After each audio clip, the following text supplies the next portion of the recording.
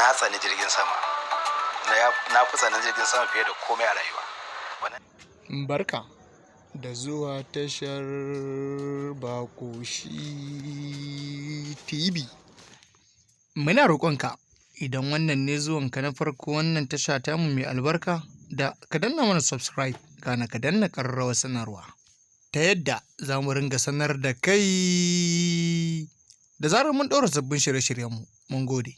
Abin da yake bani bakin ciki shi ma na farko shine shiga na kurkuku, wanda a tarihin shahararren jarumin wasan kwaikwayo wato Adamu Abdullahi Zango ya faɗi abin da yake ba shi haushi idan ya tuno shi shine ɗaurin da aka yi masa a gidan kurkuku wanda ba da laifin komai ba aka kulle shi. Sannan ya ƙara da cewa ya tsani jirgin sama.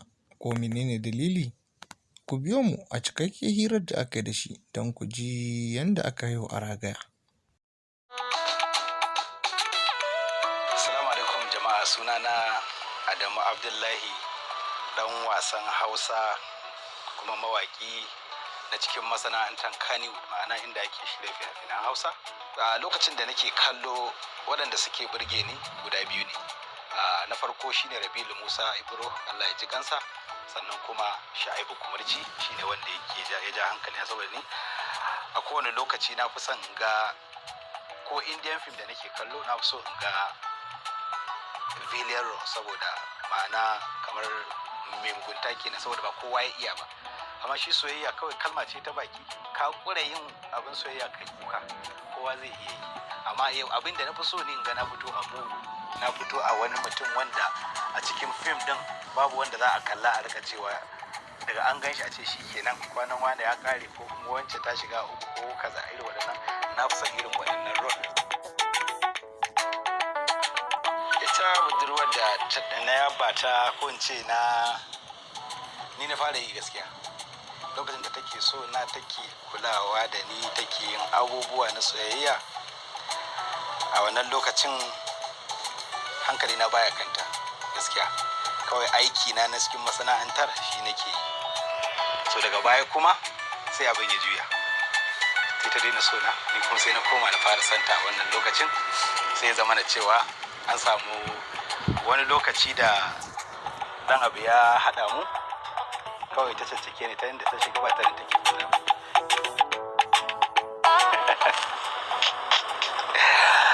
Ai gaskiya ni mai tsokana ne, wannan gaskiya ne, kuma na sha mari.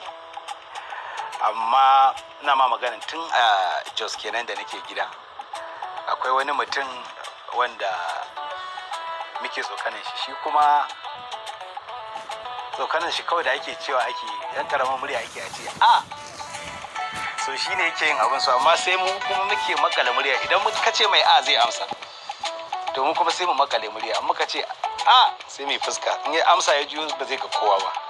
Tun yana yi da ya gano cewa tsokanin shi ake, so rana ɗaya ya faki ido, ranan kuma tsautsayi ba ni ne masa ba. Amma da aka yi a ɗin da ya danno ya rufe wanda ya ɗin suka ware suka bani, ya tattake ni. Daga wannan ranar na daina zama, daga an yi ni nake fara tashi in bar gurin. Abin da ya faranta min rai na farko gaskiya shine ɗana na fari da na haifa. A dalilin farin cikin a lokacin ni da Sarki Ali Nuhu muna kulle sosai, babu wasu matsaloli da suka faru da ba kamar yadda abubuwa suke yanzu ba. A dalilin haka ma na sa wa ɗan sunansa.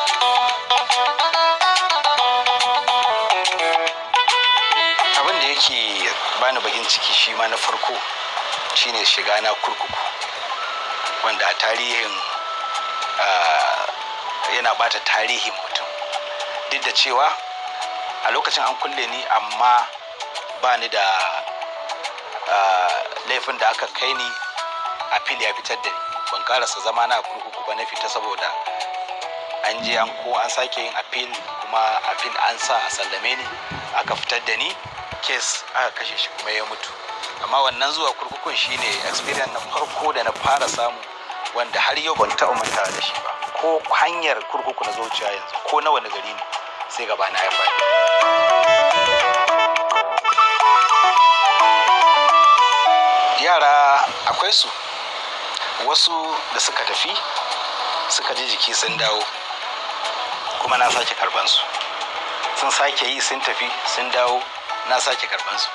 Duk yadda na kai da kaunarka ko na kai da kaunarki a cikin masana'antar nan ko kuma a cikin kamfani na, to idan kai abin da bai dace ba ko kana abin da bai dace ba zan sallame ka.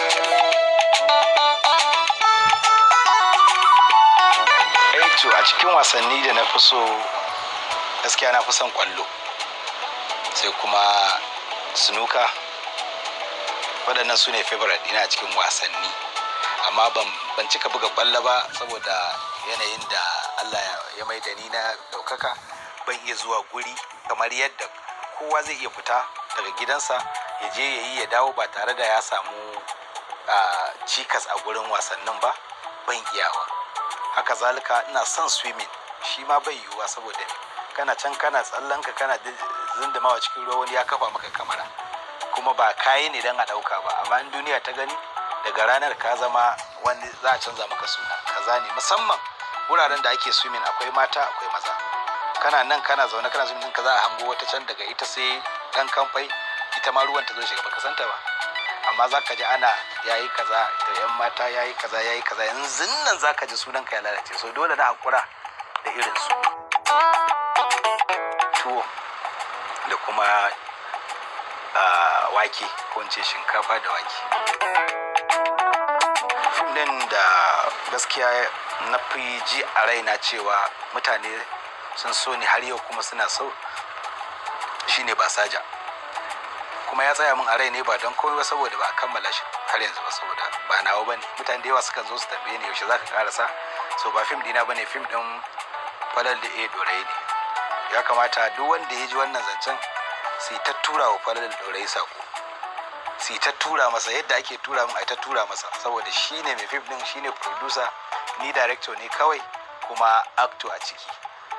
Wannan fim ni kaina ya tsaya min, dan Allah Falal da Dorayi ya kamata ya zo ya ci gaba ya karasa wa mutane wannan fim. Wataƙila saboda sai karishin fim din sai an je Dubai. Farin Wata series ne da ya kunshi labari akan mawaka waɗanda suke shiga matsaloli kafin su samu ɗaukaka. Kuma Farin Wata ina ɗaukan abubuwa ne da suka faru da ni da kuma wasu jaruman, ba kai na kawai nake ɗaukan labarin ba. Duk abin da na saka a ciki ya taɓa faruwa da wani mawaki a cikin masana'antar nan.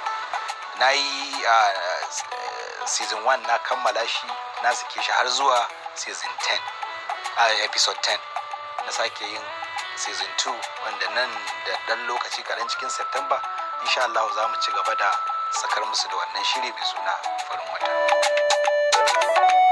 So a gaskiya duk ƙasashen da nake so na je a duniya na je. Saudiya ne kaɗai shine a raina. Dalili kuwa ba na son jirgin sama, na tsani jirgin sama, na fi tsanin jirgin sama fiye da komai a rayuwa. Wannan dalilin yasa ba na sha'awar zuwa kowace ƙasa in ba ya zama min dole sai na je ba.